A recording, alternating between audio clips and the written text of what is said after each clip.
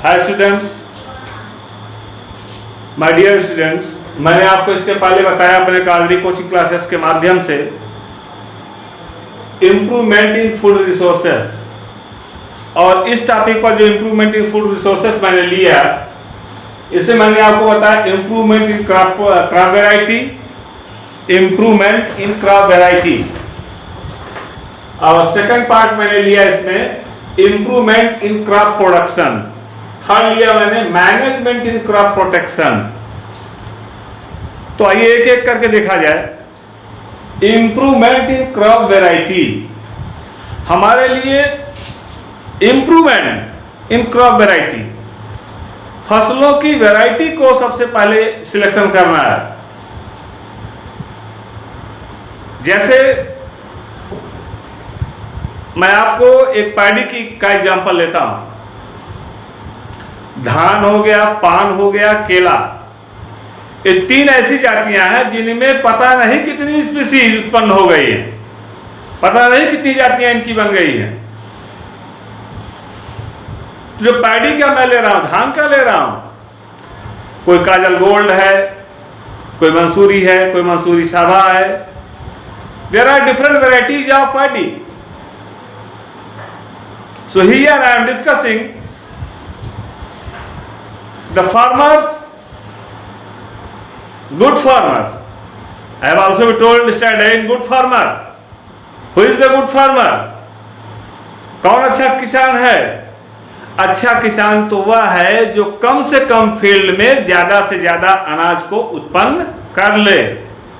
और ज्यादा से ज्यादा अनाज को उत्पन्न करने के लिए किसान को चाहिए क्या? इंप्रूवमेंट इन क्रॉप वैरायटी, अपने फसलों की उत्पादन क्षमता, उसकी वैरायटी जो है उसका सिलेक्शन करे। हो हमारी कौन सी फसल की वैरायटी लें, कौन सी फसल की वैरायटी का सीड लें हम, जिससे हमारा प्रोडक्शन अधिक से अधिक हो।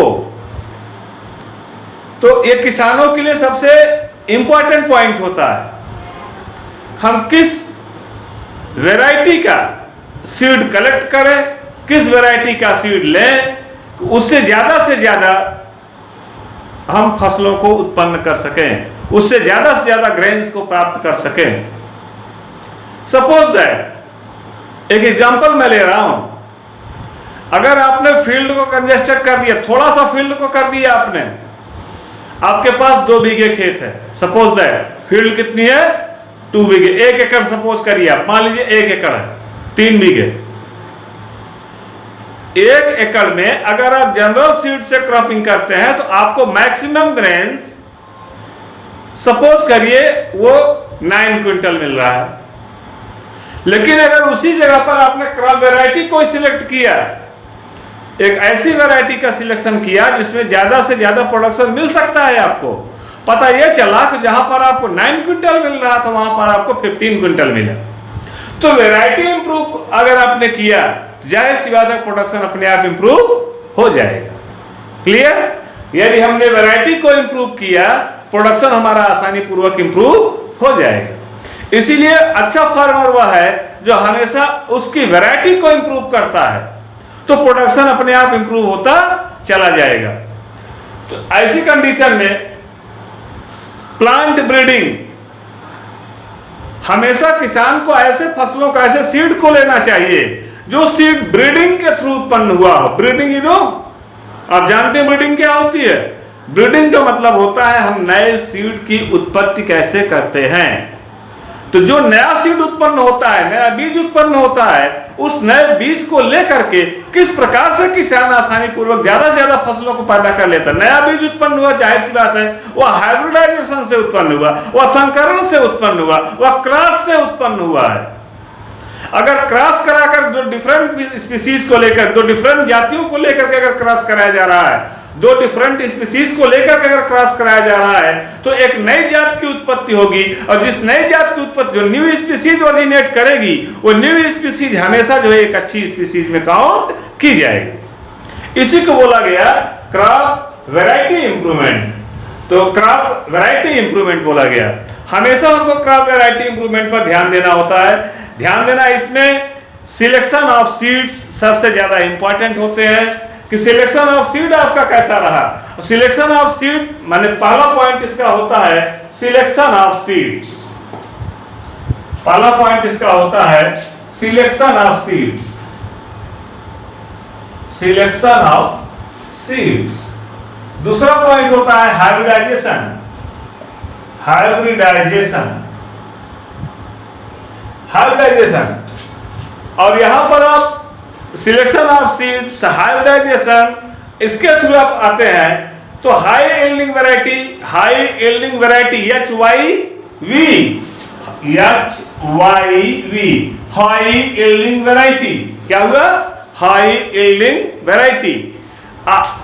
ऐसी फसल जो कि ज्यादा से ज्यादा प्रोडक्शन आपको दे सके, ऐसी फसल जिससे आपको प्रोडक्शन अधिक से अधिक मिल सके, उसको हम बोलते हैं कि हाई यील्डिंग ब्रीड्स। तो ऐसी कंडीशन में अगर आपने हाई यील्डिंग ब्रीड्स को लिया है तो जाहिर सी बात है कि आपका क्रॉप प्रोडक्शन अधिक से अधिक होगा, क्योंकि आपने वैरायटी को चेंज कर दिया है। हर बार आप नई नई क्रॉपिंग कर रहे हो तो एक अच्छा फार्मर वह होता है जो हमेशा एक सिलेक्टेड, एक काउंटेड सीड्स का सिलेक्शन करता है और अपने खेत में उसको जो है समयानुसार उसकी ग्रोइंग कराता है। मैन्योर और फर्टिलाइजर, ये तो बात की बात है।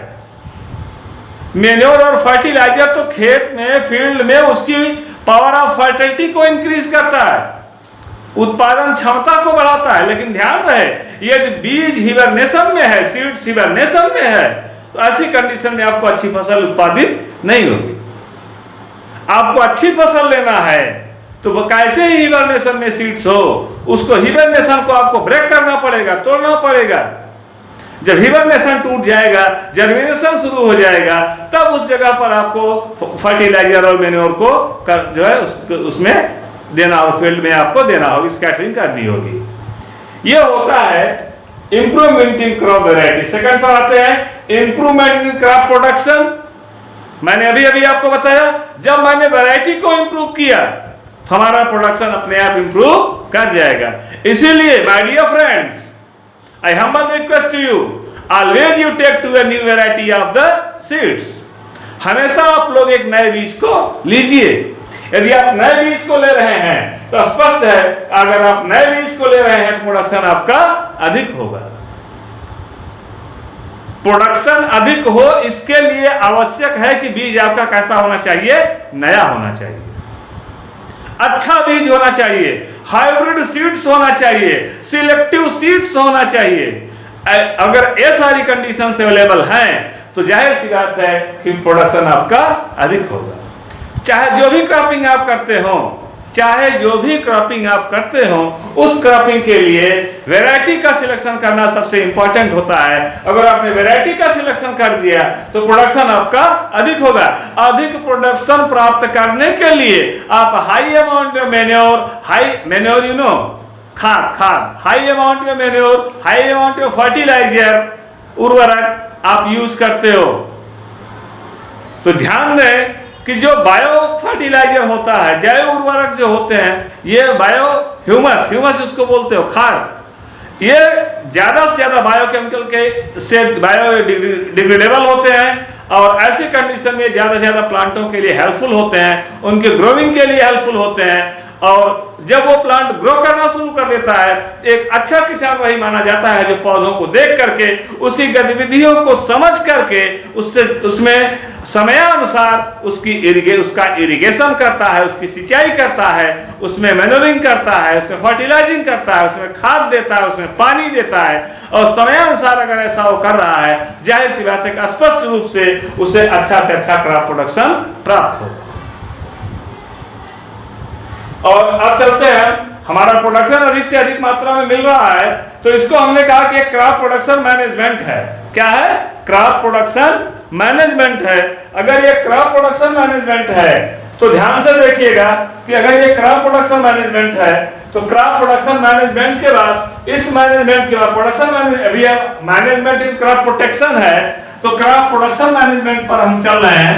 क्रॉप प्रोडक्शन मैनेजमेंट पर चल रहे हैं। प्रोडक्शन मैनेजमेंट को सबसे पहले हम डिवाइड कर देते हैं। क्रॉप प्रोडक्शन मैनेजमेंट को देखिएगा आप लोग, यहां पर हम डिवाइड कर रहे हैं crop production management, crop production management. अब इसको हमने दो पार्ट में डिवाइड कर दिया। प्रोडक्शन, आपको अधिक से अधिक उत्पादन लेना है ना, आपको अधिक से अधिक उत्पादन लेना है, तो पहला होता है नेचुरल मैनेजमेंट। नेचुरल मैनेजमेंट, ये भाई बहुत ही मायने रखता है। नेचुरल मैनेजमेंट, नेचुरल मैनेजमेंट बहुत ही मायने रखता है। रीजन क्या है इसका? प्रकृति जब तक आपका साथ नहीं देगी, आपकी कोई भी क्रॉप अच्छे से अच्छी ग्रेन्स को नहीं उत्पादित कर पाएगी।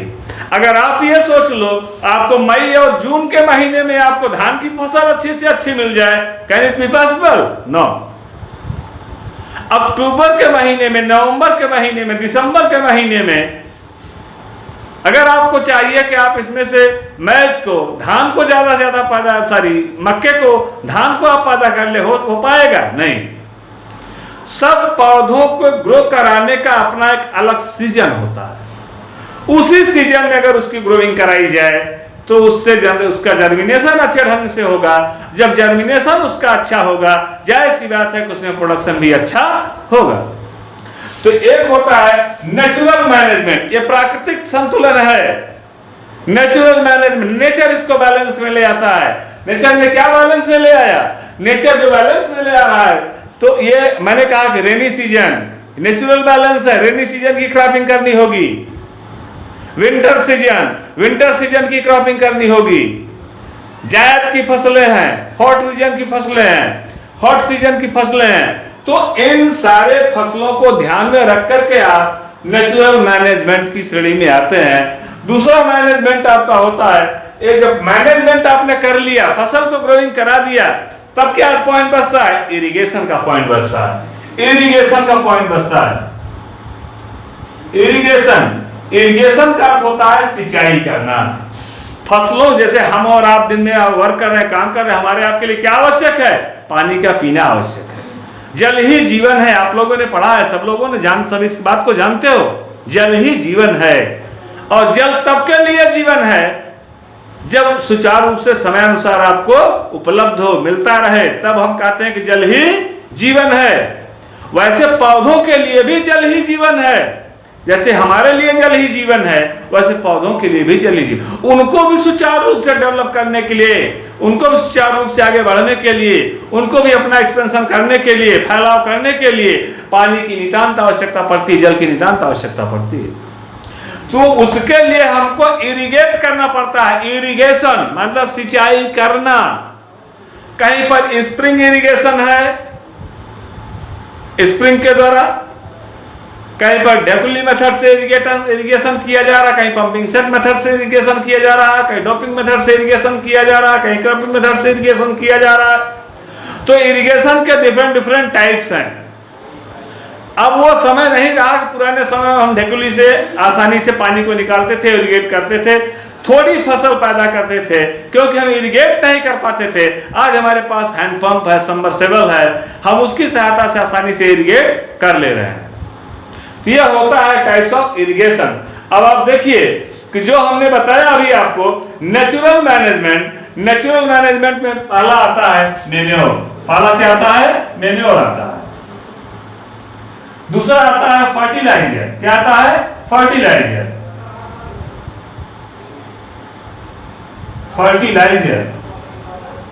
और तीसरा पॉइंट इसका आता है क्रॉपिंग पैटर्न।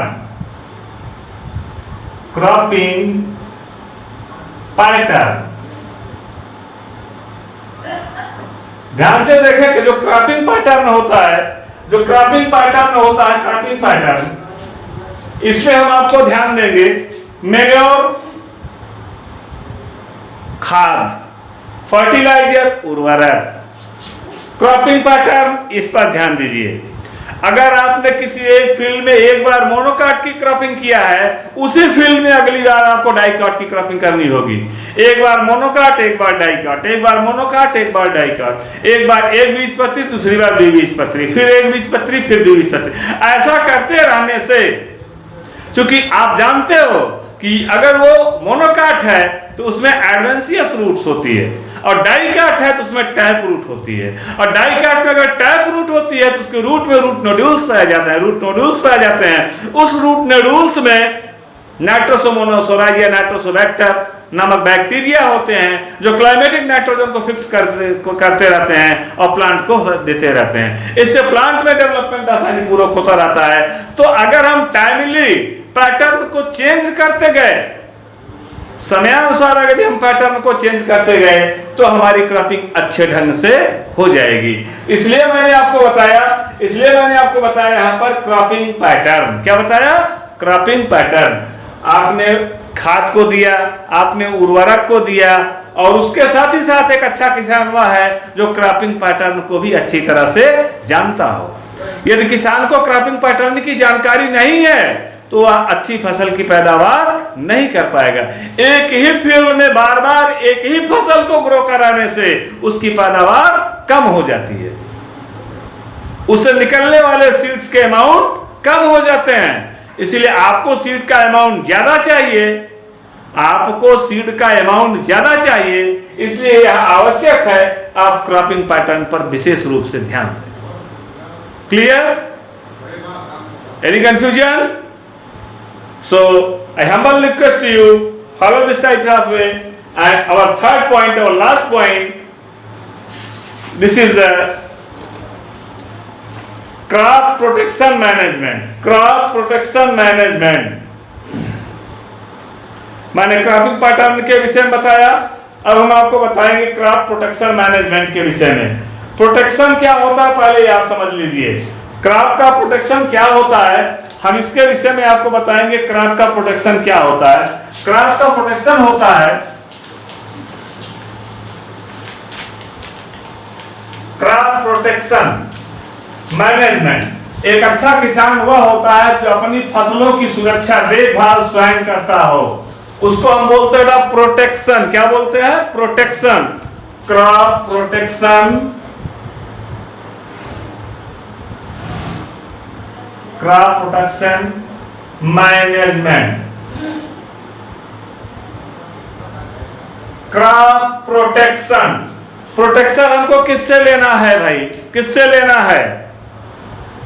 लाइट से लेना है। आप सोचिए किससे प्रोटेक्शन लेना है? प्रोटेक्शन हमको लेना है तो मुख्य रूप से किससे लेना है?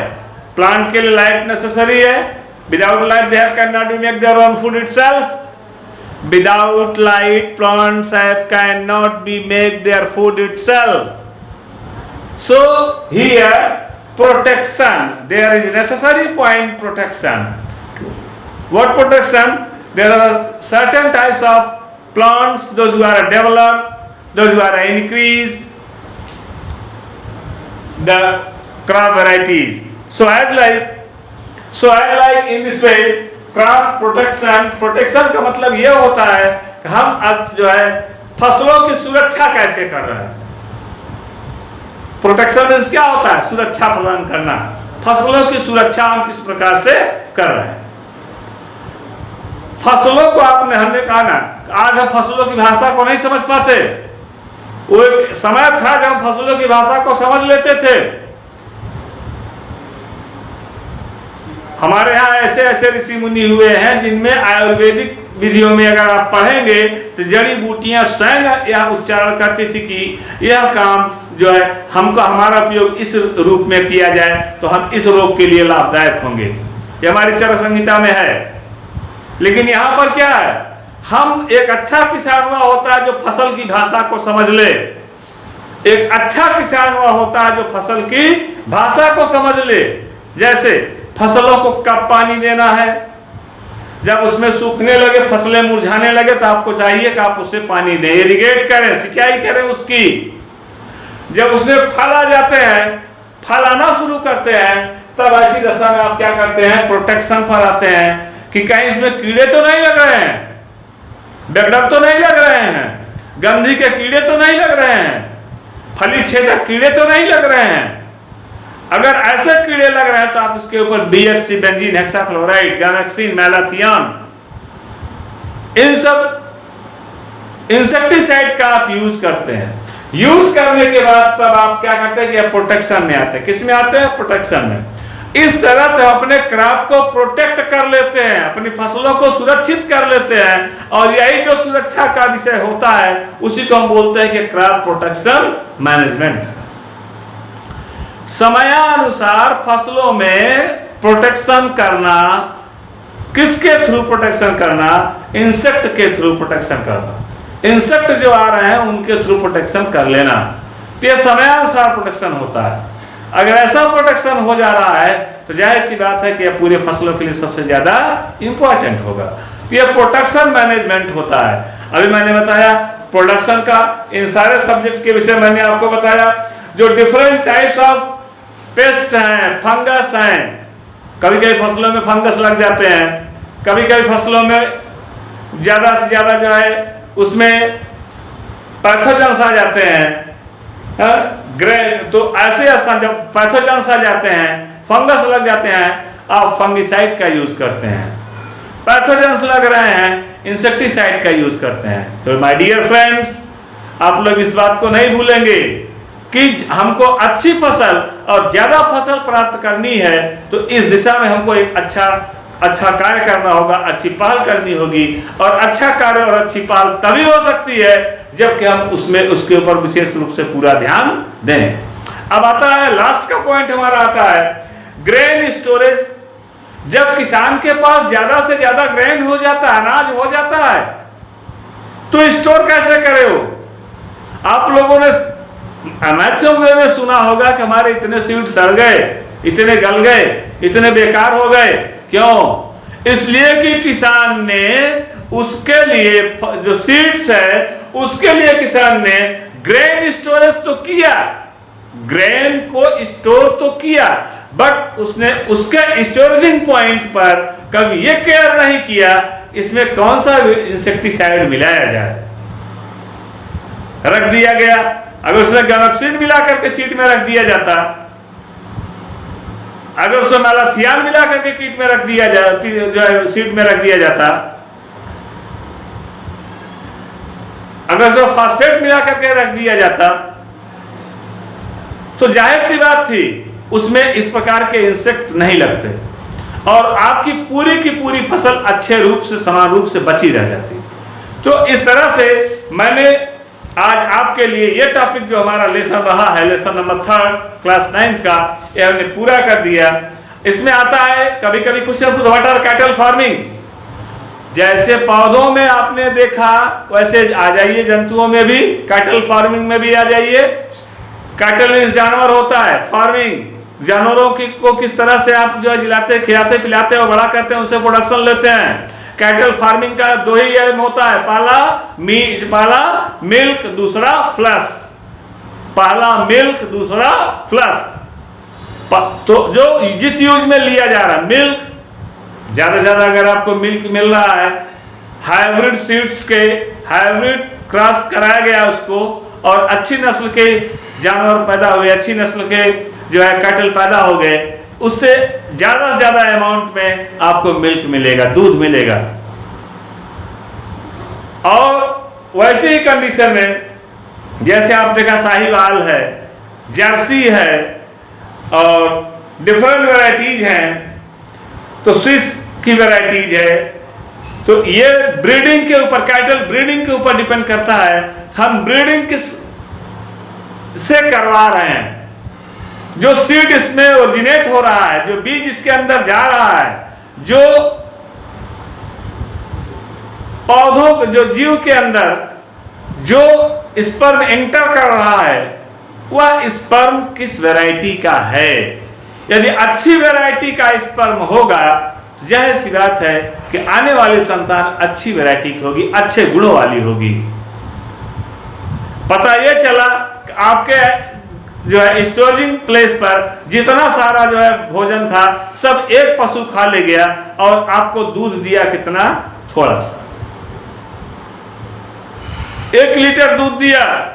1 लीटर दूध के लिए वह जो है 50 केजी भोजन कर ले गया, 40 केजी भोजन कर ले गया, 30 केजी भोजन कर ले गया। क्या यह अच्छी बात है? नहीं। कम भोजन हो, कम खाना हो, उसके साथ ही साथ उसको न्यूट्रिएंट्स दिए जाए, बट प्रोडक्शन उसका अधिक से अधिक हो, मिल्क का प्रोडक्शन उसका अधिक से अधिक होना चाहिए। ये ब्रीडिंग के ऊपर डिपेंड करता है। इसको कहा जाता है कैटल ब्रीडिंग। क्या बोलते हैं इसको? कैटल ब्रीडिंग बोलते हैं। तो कैटल ब्रीडिंग के ऊपर डिपेंड करता है। सेम लाइक जो है पोल्ट्री फार्मिंग है, कुक्कुट उद्योग, मुर्गी पालन में भी आप ले, बॉयलर है, क्रैलर है, डिफरेंट वेराइटीज ऑफ कुक्कुट, मुर्गी पालन है, पोल्ट्री है, डिफरेंट वेराइटीज ऑफ पोल्ट्री है। तो यहां पर भी they have take to the short time of duration, but it increase their on weight is very high. जो कम समय में जिनका भार अधिक से अधिक बढ़ जाता। भाई आपने 3 महीने उसको खिलाया, 6 महीने उसको खिलाया, 6 महीने में पता चला कि 3 केजी 4 केजी का हो गया। अगर 150, 200, 250 रुपए केजी का है तो आप जोड़ डालिए उसका हिसाब। आसानी पूर्वक 400, 500, 600 रुपए का मिल गया आपको एक पोल्ट्री से, एक hen से आपको मिला। दूसरा क्या मिला आपको? तो फ्लश के रूप में मिल गया। दूसरा एग के रूप में आपको मिलता है, एग भी मिलता है, फ्लश भी मिलता है। तो दोनों रूपों से आपके लिए बेनिफिशियल है। सो माय डियर फ्रेंड्स, इस तरह से मैंने इस लेसन को समाप्त किया और मैं फिर से आपके बार आपसे रिक्वेस्ट कर रहा हूं, आप मेरा चैनल है अलीमुद्दीन शेख, मेरा चैनल है अलीमुद्दीन शेख कौदरी। आप लोग मेरे इस चैनल को जरूर से जरूर सब्सक्राइब करिए, लाइक करिए और ज़्यादा से ज़्यादा आप लोग इसको शेयर करिए। और हर टॉपिक को जो बताया जाए इसको ज़्यादा से ज़्यादा आप लोग वॉच करिए, देखिए। जितना ज़्यादा से ज़्यादा आप इसे देखेंगे, समझेंगे, पढ़ेंगे, उतना ही ज़्यादा से ज़्यादा आपकी समझ में आता चला जाएगा। So I humble request to you, please subscribe my channel कौदरी coaching classes. Okay, thank you, best of.